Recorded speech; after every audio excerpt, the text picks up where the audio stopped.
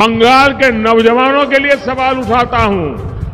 আমরাও খবর রাখছি, ছাত্রছাত্রীদের মহান প্রাণ, তাজা প্রাণগুলো চলে যাচ্ছে। তো সব মিলিয়ে এই হত্যাকাণ্ডের বিচার হবে, এই হয়রানির অবসান হবে, এখন কিন্তু একটা দফাতে এসে দাঁড়িয়েছে, সেটি হচ্ছে সরকারের পদত্যাগ। আসসালামু আলাইকুম দর্শক, এবার কোটা ইস্যুকে কেন্দ্র করে ভারত থেকে কঠিন সতর্কবার্তা দেওয়া হলো বাংলাদেশকে। দর্শক, দেশব্যাপী যে কোটা আন্দোলন শুরু হয়েছে সেটা এখন কিন্তু আর বাংলাদেশের একার নয়, কারণ ইতিমধ্যে যুক্তরাষ্ট্র সহ বিশ্বের একাধিক প্রভাবশালী দেশ ছাত্রদের এই আন্দোলনকে সমর্থন জানিয়েছেন এবং সর্বদা শিক্ষার্থীদের পাশে থাকার আশ্বাস দিয়েছেন, যার কারণেই কিন্তু এবার এই আন্দোলন আরো বড় কর্মসূচিতে পরিণত হয়েছে। আর এ সম্পর্কিত একটি ভিডিও রয়েছে আমাদের কাছে, তাহলে চলুন দর্শক আর দেরি না করে দেখে আসি ভিডিওটি। সরকারের বর্তমান যে অবস্থা বেহাল, এটি বলার অপেক্ষা রাখে না। এই আন্দোলন এবং মানুষের যে এখন দাবি, সেটি কিন্তু একটা বিন্দুতে পৌঁছে যাচ্ছে, আর সেটি হচ্ছে সরকারের পদত্যাগ। এখন অন্য কোনো দাবি, কোটা, গ্রেপ্তার, নির্যাতন, মামলা, হামলা, এই সমস্ত কোনো বিষয় মানুষের মাথায় নেই। কেননা তারা মনে করে যে এই সরকার যদি পদত্যাগ না করে তাহলে সামগ্রিকভাবে এই হত্যাকাণ্ডের বিচার হবে না, এই হয়রানির অবসান হবে না, মানুষের গণতান্ত্রিক অধিকার থাকবে না, এবং তারা যে কথার সাথে কাজের যে মিল সেটি যে রাখবে না, এটা পরিষ্কার। বরং এই পরিস্থিতিটাকে ঘিরে তারা প্রতিশোধ নেবে, বহু মানুষ ভিকটিম হবে। সুতরাং সবার এখন কিন্তু দাবি কিন্তু একটা জায়গায় এসে দাঁড়াচ্ছে, সেটি হচ্ছে সরকারের পদত্যাগ। দর্শক, কেন এই কথা বললাম? সরকারের এখন আপ্রাণ চেষ্টা হচ্ছে, এটি জামাত, বিএনপি, শিবির, এই জঙ্গিরা করেছে এবং সেই হিসাবে তারা জামাত শিবিরকে নিষিদ্ধ করলো। আজকের থেকে 15 বছর আগে বা 10-12 বছর আগেও এই সিদ্ধান্ত যদি সরকার নিত তাহলে পরিস্থিতি ছিল ভিন্ন, কিন্তু আজকে কিন্তু এই সিদ্ধান্তের বিন্দুমাত্র কার্যকারিতা নেই এবং কালকে সিদ্ধান্ত নিয়েছে, নিষিদ্ধের সার্কুলার দিয়েছে, আজকে হচ্ছে লক্ষ জনতার ঢল। শিল্পী, সাহিত্যিক, সাধারণ মানুষ, অভিভাবক সবাই নেমেছে। এটা বলা যাবে না যে এটা বিএনপির, এটা জামাতের, এটা শিবিরের, এটা ছাত্র দলের, এটা বলার কোনো মানে নেই। শিক্ষার্থী, অভিভাবক সবাই, কে নেই? শিক্ষক, আইনজীবী, শিল্পী সবাই নামছে। মানুষের অংশগ্রহণ, তার স্বতঃস্ফূর্ততা, তার বক্তব্য থেকেই এটি বলার অপেক্ষা রাখে না যে এখন সাধারণ মানুষের রাজপথে অংশগ্রহণ এবং তাদের দাবি কি সরকার বলার চেষ্টা করছে যে দাবি তো সব পূরণ হয়েছে, কোটা তো এখন তাদের দাবি অনুযায়ী করা হয়েছে, তাহলে কিসের আন্দোলন?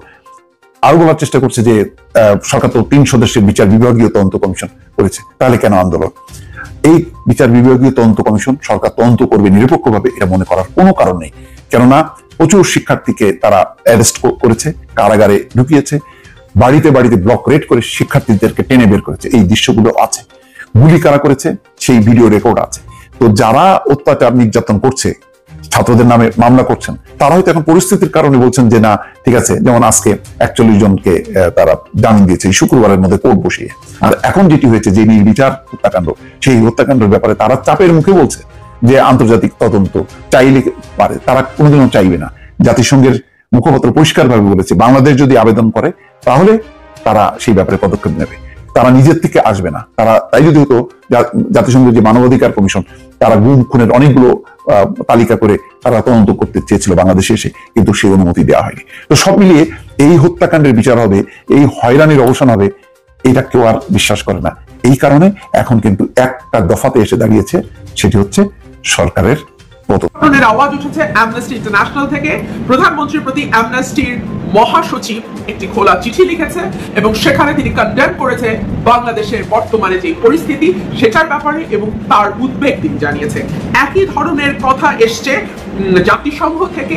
জাতিসংঘ গত 2 দিন আগেই বলেছে অতিরিক্ত শক্তি প্রয়োগ মানবাধিকার লঙ্ঘনের তথ্য প্রমাণ পেয়েছে জাতিসংঘ।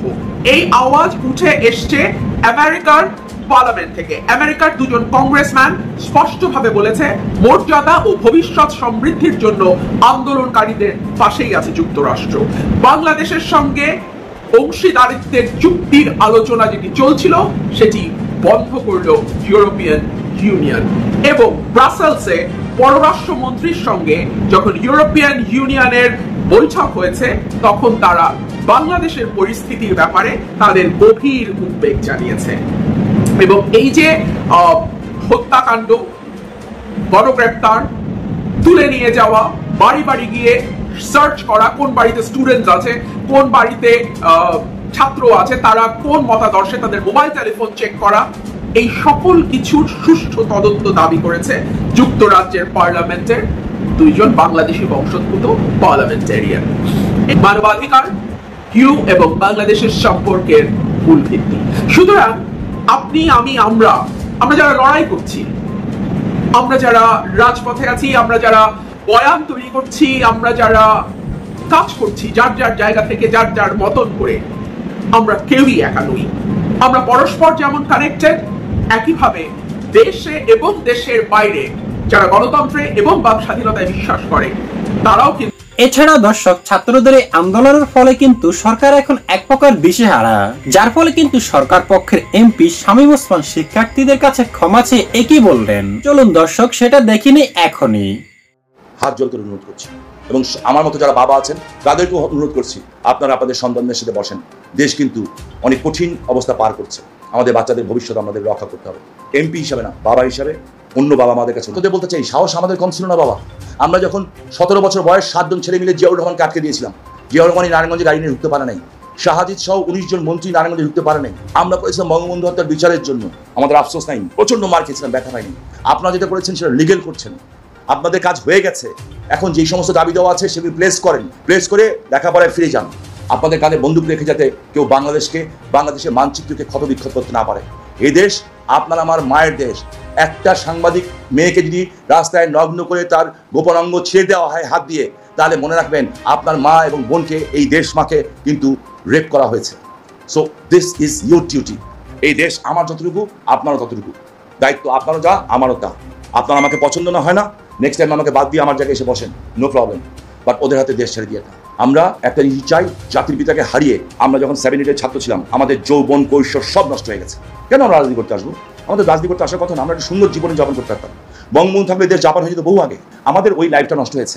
এখন যাতে নতুন করে এই বাচ্চা ছেলেগুলির ভুলে অন্য কেউ সুযোগ নিয়ে যাতে ওদেরকেও আবার আমার মতো এই 50 বছর পরে যে আফসোস করতে না হয় যে আমাদের জীবনটা নষ্ট হয়ে গেছে। আমরা কিন্তু জীবনে শান্তি পাইনি, অর্ধেক জীবন তো আমাদের মসজিদের মধ্যে, বস্তির মধ্যে কাটাতে হয়েছে।